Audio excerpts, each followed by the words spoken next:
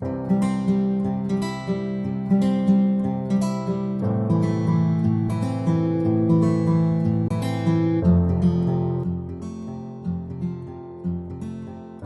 to lesson 2 of week 3. And in this lesson 2, we'll be talking about the chart interface. We'll be discussing the chart interface of MT4. All right. As you can see, this is the chart or the graph where the financial assets information are plotted. For instance, you can see that the graph is the graph of price. Currently in the financial asset gold, as you can see, XAU USD. This is the pair that I'm currently looking at.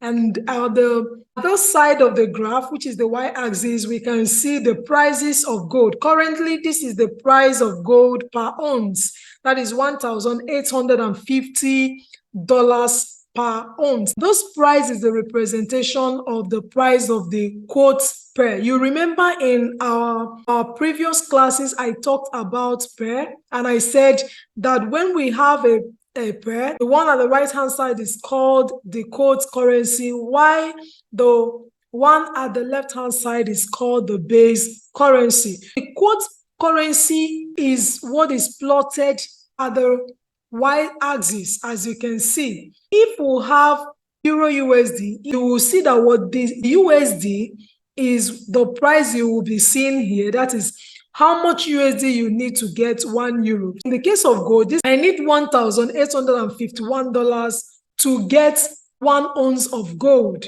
Now, let's talk about the price action representation. That is to say, how the graph is plotted or what we use to represent price movements.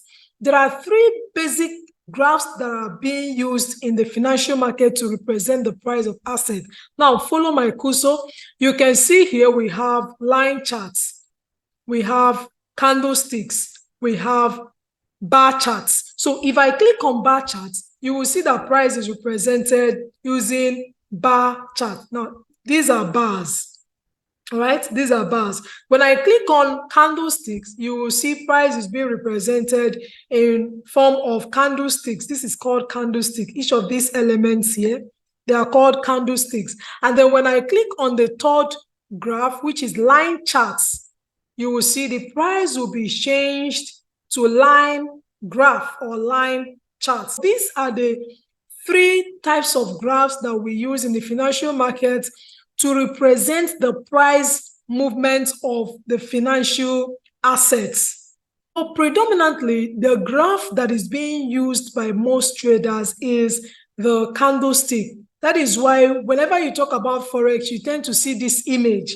Why? Because the candlestick gives more details of the price. It gives more information about the price of assets or about the price of financial securities that are being traded. I'm going to explain them one after the other in the subsequent class. I'm going to explain what this representation means.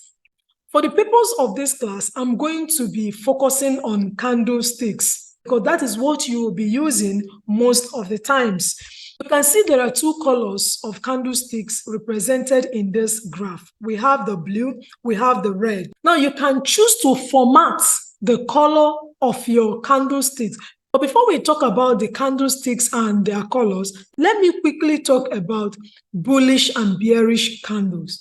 Remember in the formal class, I talked about the bulls and the bears, and I said that the bulls represent the buyers and the bears represent the sellers. When we talk about the bulls, we talk about people that tend to push price higher. For instance, in this scenario, we can see that price is being pushed up from here to here.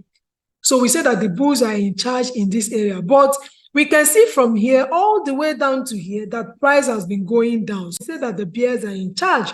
On my bullish candles, I represent bullish candle with blue, and then I represent my bearish candle with red, signifying crash of assets. I like to use red, and most of the times you see people use red and blue. Some use white and green. All right, you can format the color that suits you. How do you format the color that suits you? You can just go right click on the chart zone and then go to properties. When you get to properties, you can see my background is white My foreground is black. Your foreground is the price representation where you represent your price. And then my grid is black. As you can see, my bar up is blue. Anything that have to do with up or bull. Remember, I said that the bulls are the people that push price up. I like to keep my bullish candles blue. Anything up is blue. Anything bar down is red, or bear is red. You can see bull candle blue. All right, and then my volume and the rest of them. These are the most important. Your bar up and bull candle should have the same color. Your bear candle and bar down, that is crash or bearish candle representation, should have the same color. As you can see, I all have it red, and for the bull candle, I have it blue, and then you simply click OK, and it changes your color to whatever color that is convenient for you. All right, that is how to change the color of your charts.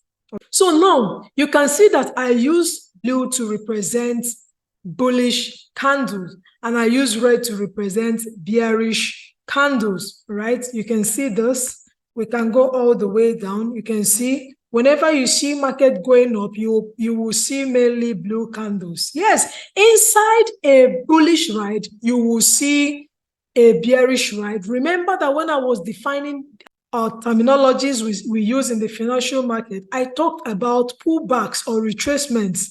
In a bullish ride, you meet a resistance and then you go back. And as you go back, remember the down move is presented by red candle or with red candle. And then you see a red candle and then price keeps going up again, blue candle, all right? It moves and moves like that. In the subsequent class, we will talk about how this price movement actually happens. We are just trying to make a description of the charts so that you can understand what happens in the charts. Now, there's something that you need to also take note of. For a bullish candle, that is a blue candle in my own term of format. The price of assets opens here and closes here. Right? For a bearish candle, price is pushing down. So it starts from up to down. And then you can ask yourself, what of the wick of the candle? This tip, we call it wick of the candle. This is wick of the candle. This is wick of candle. What do they represent? Now, let me explain bullish and bearish candle. Let me start with the bullish candle. That is the blue candle. Let me use this as an example.